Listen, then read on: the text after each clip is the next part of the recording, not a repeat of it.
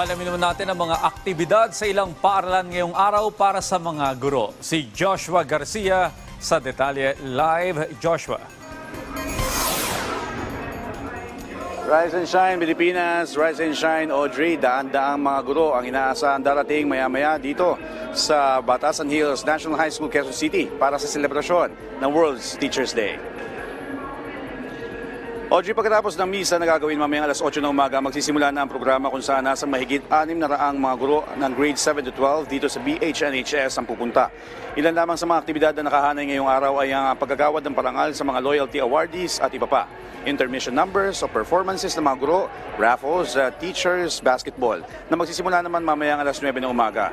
Audrey, sa panguna naman ng Caraga Region ay may mga inihanda ring aktibidad ang Department of Education para sa mga guro na mapapanood mamayang alas 10 ng umaga sa DepEd Philippines official website, Facebook page at YouTube channel. Samantala, Audrey, nauna naman ang inanunsyo ng kagawaran na suspendido ang face-to-face classes ngayong araw habang ipatutupad naman ang blended learning sa mga pampublikong paaralan nationwide. At yan muna ang latest. Balik sa inyo dyan, Audrey. Maraming salamat, Joshua Garcia.